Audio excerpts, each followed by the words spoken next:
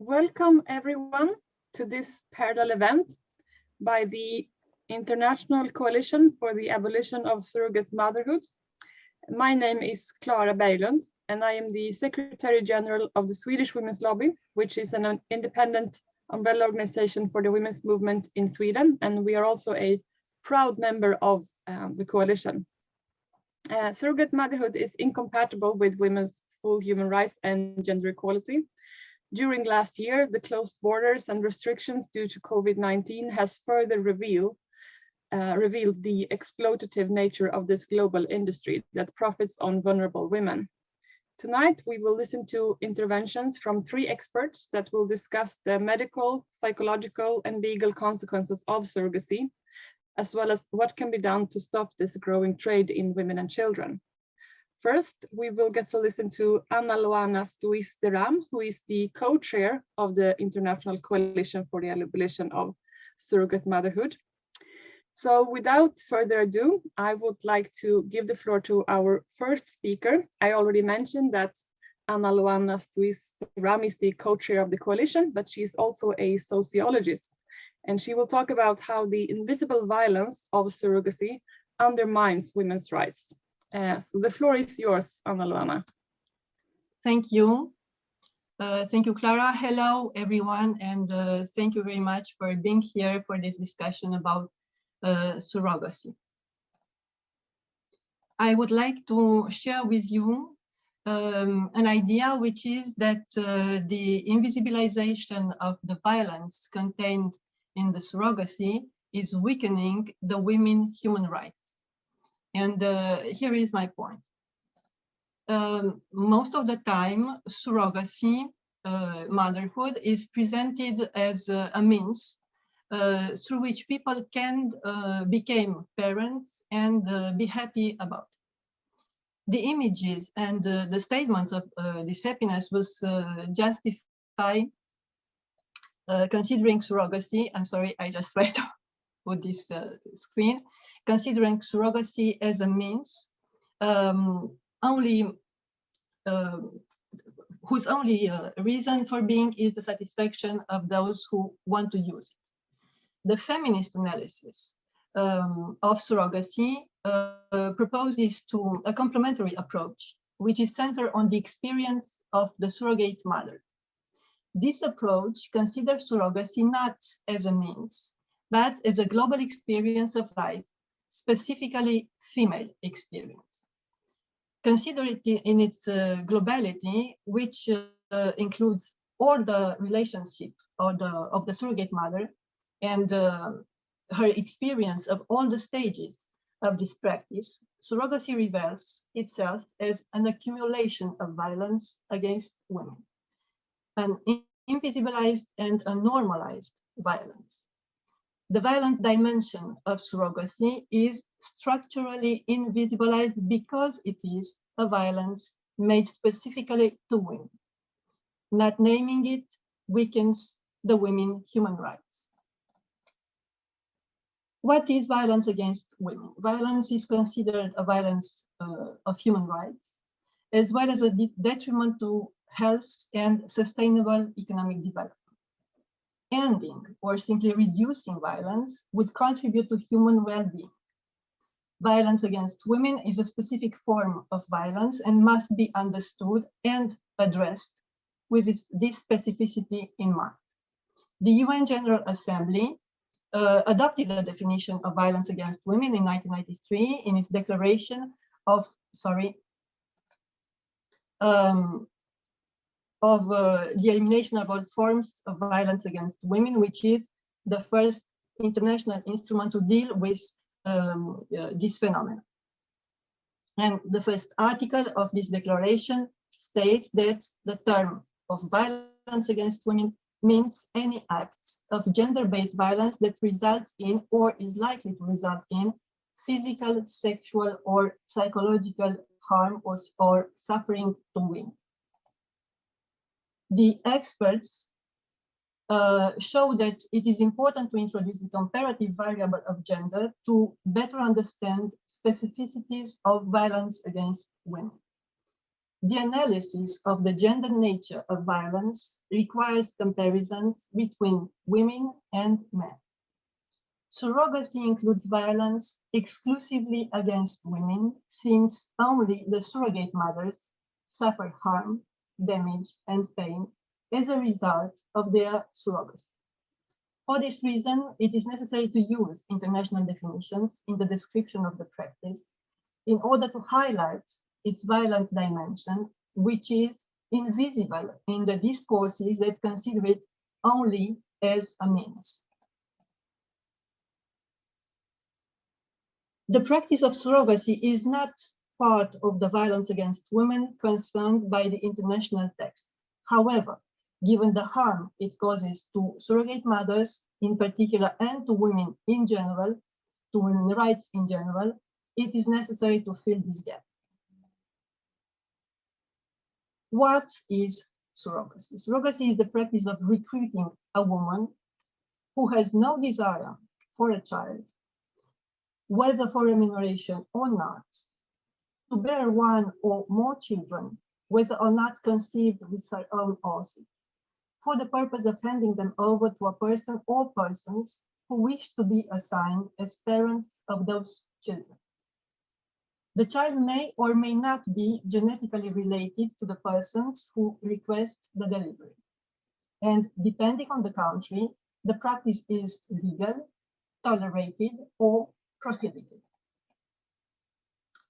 To observe and analyze surrogacy is to put the woman mother at the center of the practice. That is to recognize her unique and indispensable place. In order to follow experts' recommendations, it is essential to take into consideration all the people involved in this practice and to show, according to gender, sex, who are de facto victims of violence, taking into account the intentions, the actions, and the consent when it comes to identified damages. The ecological framework theorized by Lori Heiser to analyze violence against women is also operational to examine surrogacy. This framework addresses gender-based violence as a multifaceted phenomenon grounded in an interplay among personal, situational, and socio-cultural factors. And its application highlights the embedded levels of causality. As a global experience of life, surrogacy includes procedures performed exclusively on women, which cause or may cause them damage, harm, and suffering of various kinds: physical, sexual, psychological, or economic. First of all, it is a medical violence. The fact that a woman in good health and without any desire for a child receives a powerful hormonal treatment in order to become pregnant is in itself a medical violence, insofar as these treatments can have, or often do have, harmful consequences in the short, medium term on the health of the women who receive them. The long-term consequences are rarely researched and known. Doctors are well aware of the consequences, and they know that the woman has no desire for a child. Nevertheless, they do not hesitate to administer medication without medical justification. Before and during pregnancy, the woman also undergoes intrusive obstetric procedures, some of which may not be medically justified. The number of embryos inseminated is most often decided by the client, as well as the number of fetuses to be kept in case of multiple pregnancies. I just have two examples. One, it's a study of 10 years of surrogacy data in Netherlands, which shows that the health risks of surrogate mothers are much higher than those of ordinary pregnancies. And the other one is an American study that analyzed data on the pregnancies and deliveries of 124 American women, comparing their ordinary pregnancies with those that they carried as surrogates. And the study shows that surrogacy deliveries record more obstetric complications, such as gestational diabetes, hypertension, amniocentesis, placenta previa, administration of antibiotics, and cesarean section. We can also identify psychological violence, which is generated by anxiety and depression. The psychological suffering appears as well in personal testimonies of mothers, as in studies like the one realized by Susan Golombok, who shows that surrogates had higher levels of depression during pregnancy and post-birth. The risks generated by dissociation are not measured. Also, many testimonies of surrogate mention this injunction, which is addressed to them and which can also be stipulated in the contracts, which ask the mother to guarantee that she will not become attached to the child she will give birth to. Kai-Saitis Ekman has studied this aspect and shows how dissociation takes place through the repetition of mental distancing and bodily separation. A legal dimension to the abuse may also be identified. The law or contract provides for actions that may be harmful to the mother. The contract may make illegal demands without the mother's knowledge, and the law can ensure that the contract is honored, regardless of the suffering and damage inflicted on the mother. It can also ensure that the child is taken from the mother despite her opposition. And situations of this type have occurred even in the United States, where mothers have been prevented from seeing or even touching the child they have given birth to. Surrogacy also contains a dimension of economic violence. First of all, the vast majority of women who became surrogate mothers do so in a family and in a social professional context, where the money can bring in is very important. This is notably the case for the Indian, Ukrainian, Russian, Mexican, Georgian, Thai, Cambodian, Bulgarian, Romanian, Lithuanian women. For instance, an Indian woman was telling to the researchers who came to interview her that they give us the money and we give them the baby. Like how you take a house for rent, similarly, our womb was taken for rent. As for the American mothers, also many of them, when asked, said that money are not the main motivation. They also acknowledge that it is very useful to the family. In this context, the clients find ways to negotiate the mother's remuneration, seeking to reduce it with the help of agencies, which can go so far as to put the women in competition with each other in order to persuade them to lower their financial claims. When the clients live in a country other than the mother's, non-payment of the full sum initially announced can frequently occur, especially since the women have neither the money, nor the knowledge, nor the connections necessary to assert their rights if the law protects them. Sheila Saravana, Pinky Dirani, Rita Banerjee have exposed this situation for several years concerning the Indian surrogate mothers. By applying the ecological framework of analysis of violence to surrogacy, we observe that the only people who are harmed are the surrogate mothers. They are the only who suffer harmful consequences for their health in the form or more or less long-lasting affections, the only one who suffer psychological and emotional violence, the only ones to be denied their rights, the only ones to experience economic violence, the only ones who can die. No man suffers any of these damages. The attempts of some mothers to keep the child on surrogacy have all ended in failure, both in Great Britain and the United States. Surrogacy is a form of sex-based violence exercised exclusively against women. Invisibilizing sex-based violence is a structural phenomenon. The violence of surrogacy is invisibilized in several ways, both in individual and collective behaviors, and in the structural organization of gender relations.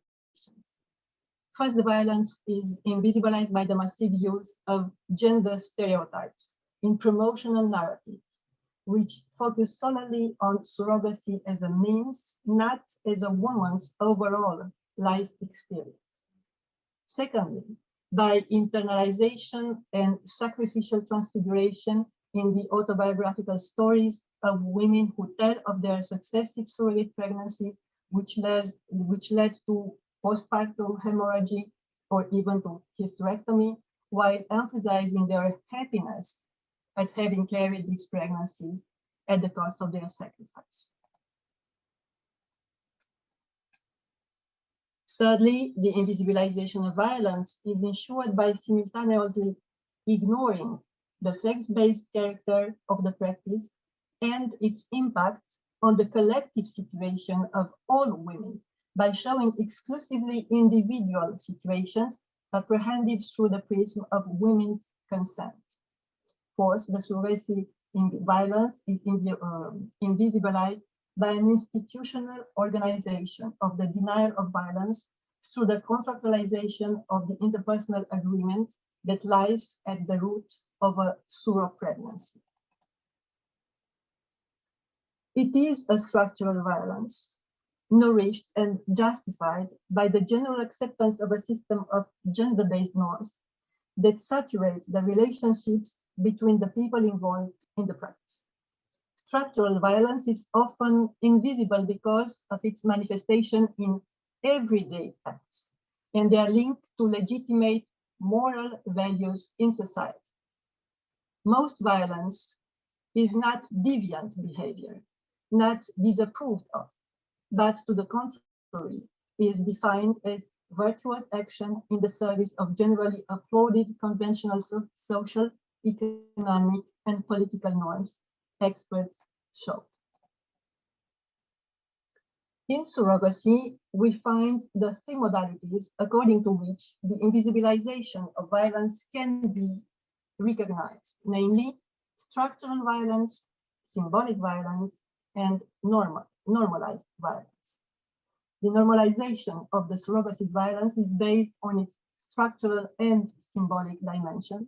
The normalization can be seen in institutional practices, in discourses, in the values conveyed by the media, in daily interactions, in bureaucratic routine. I don't think I have the time, so I will not present this example. It's too pity. When international bodies that are supposed to consider the respect of human rights as an unbreakable limit of the acts that they rule on, ignore the violence inherent to surrogacy, they contribute to the normalization of violence against women. This is all the more true when it comes to bodies that produce legal norms.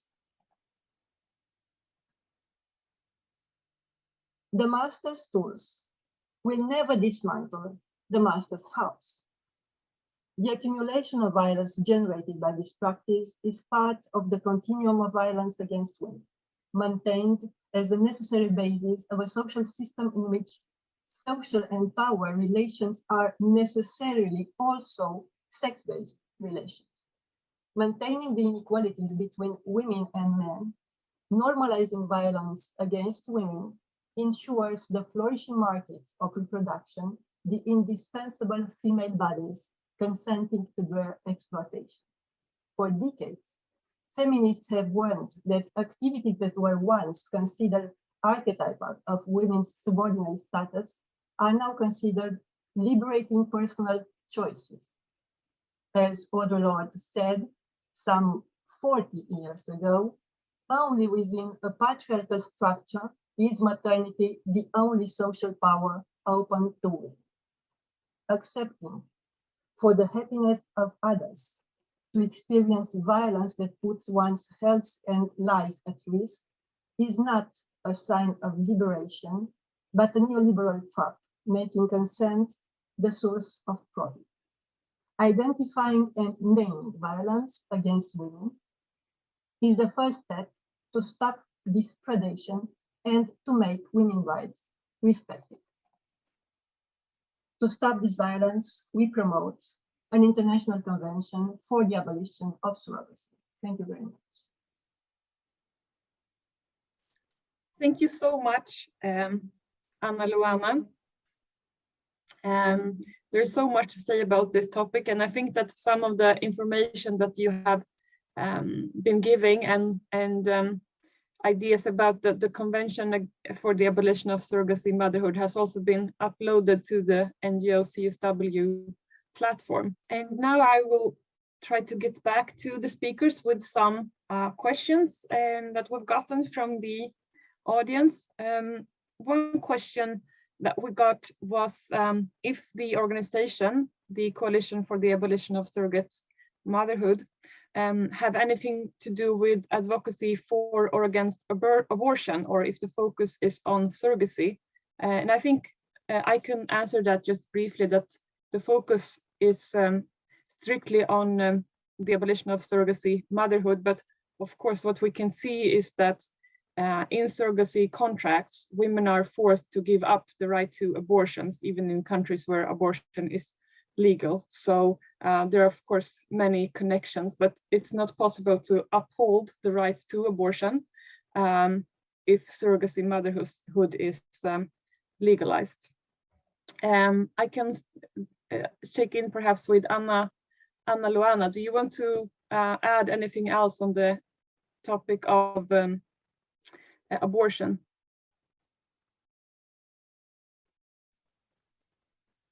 It is specified in our statutes that we are a feminist coalition for the abolition of surrogacy motherhood, but we do not take a stand on other points. And of course, we are favorable with all which is for the women rights and the right to dispose of her body and reproductive and health rights. And I just put, I hope, the statutes on the conversation. Thank you. I also wanted to ask you about the trends when it comes to legislation on surrogacy internationally. Right now, the Hague Conference on Private and International Law, they have been working for more than 5 years on parentage in the context of surrogacy. Can you tell us something about what's going on there and what you're seeing? The Hague Conference for International Private Law is working for about 10 years now on an international instrument to regulate surrogacy. This is one of our points, that this international body never took into account the violence against women or the rights of women. In their preliminary report for 2012, they precise that exactly what Anna Zobina just said, that surrogacy always existed, and that in the Bible we meet first examples of surrogacy. Several feminist organizations wrote them several times to expose a human rights point of view, and we never had any response. As we saw, there are several persons in the expert group which are in a very clear conflict of interest concerning their work as experts, while in the same time, the same persons are also lawyers who work with families who obtain the children through surrogacy. So we took a stand, and we wrote to the Hague Conference asking them to take into account also the abolition alternative and not only the regulatory one. Mm. Thank you for that and for your important work.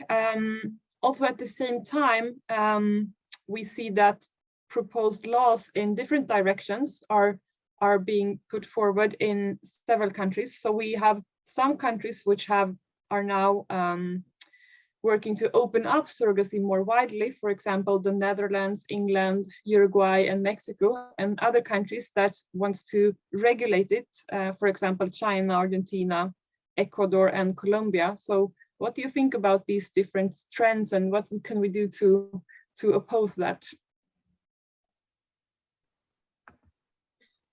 This is obvious, the consequences of the market, because it's huge amounts of money on this practice. This is not only about women who just want to satisfy some persons who suffer because they cannot have children. This is a huge market, and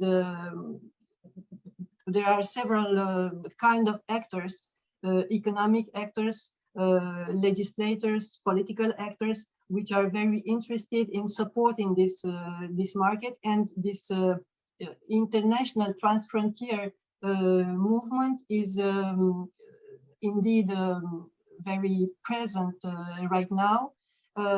Also because there are other actions by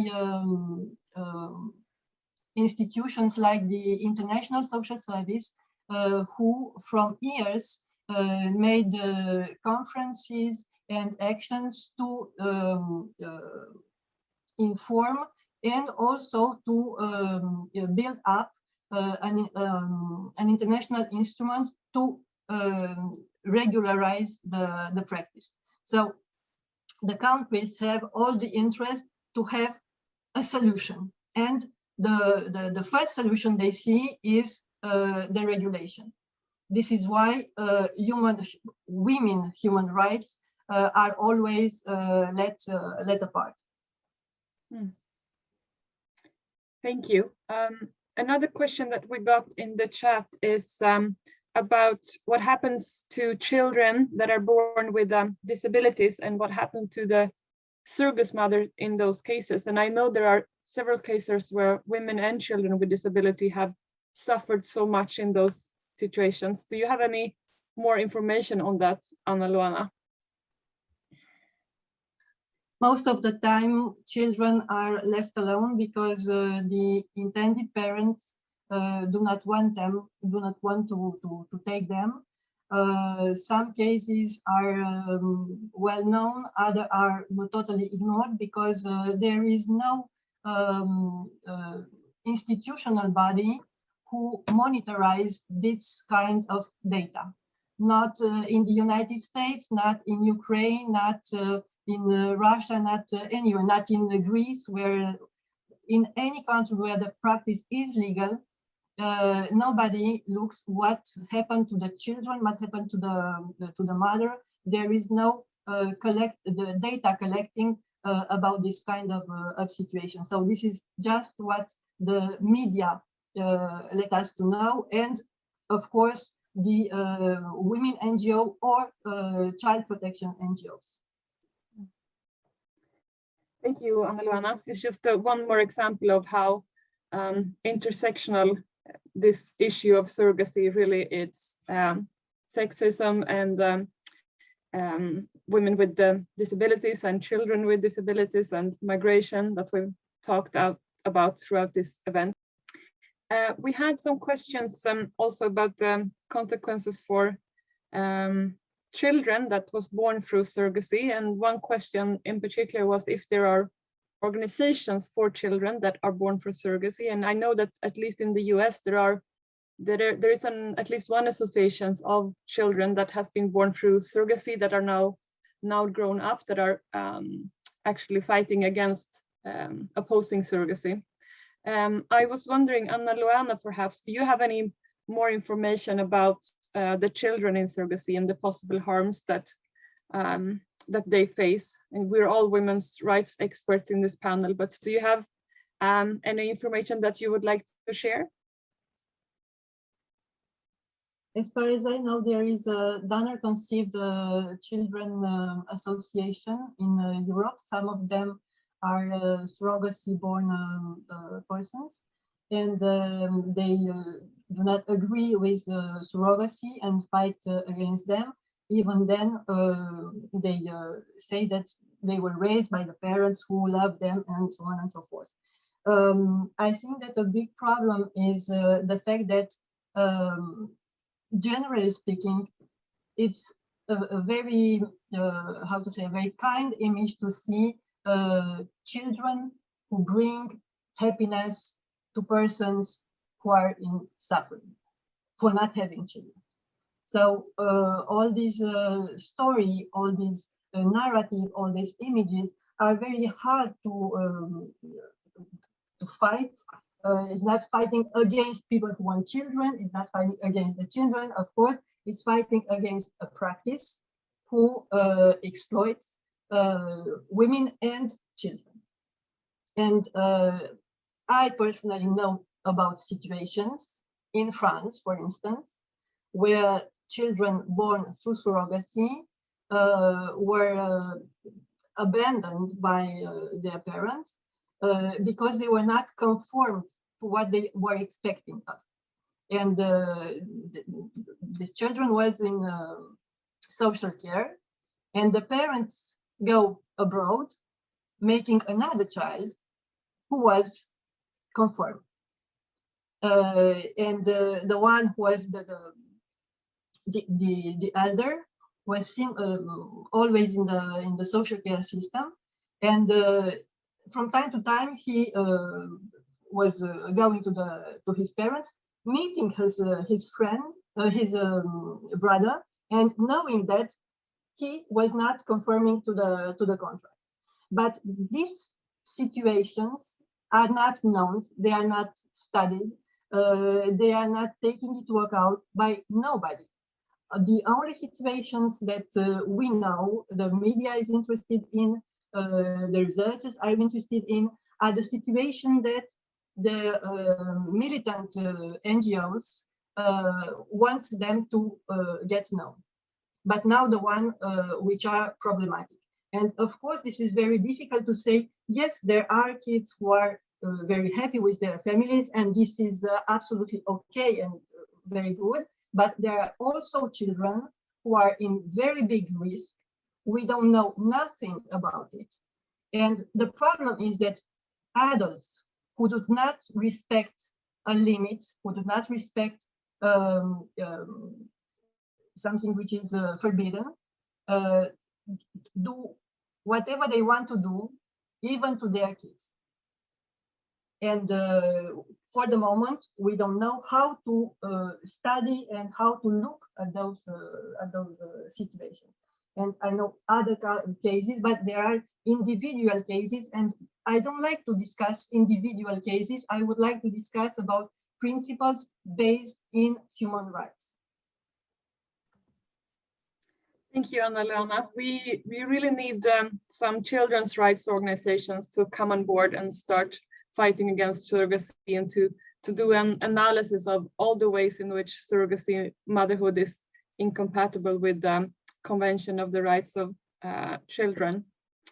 I was before we wrap up, I was wondering also, Anna-Lena, if you can give some tips on where to find more information about the coalition, because we've had several questions also about how to know more about the organizations and the presentations that has been shown here today, and different materials that has been talked about.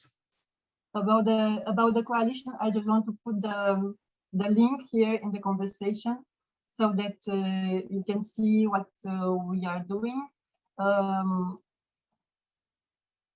And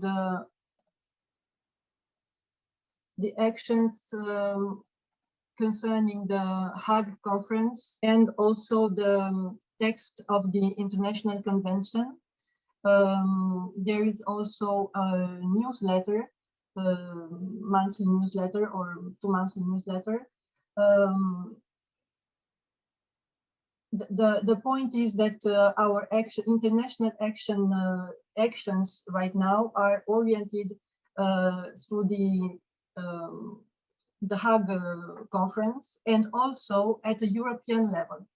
We think it is very important to raise awareness the European parliamentarians concerning the surrogacy and the respect of the women's rights and the children's rights, and to avoid them to take measures to regulate surrogacy in Europe.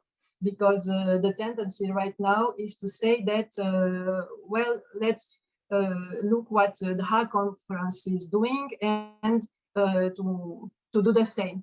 And this is really a big risk.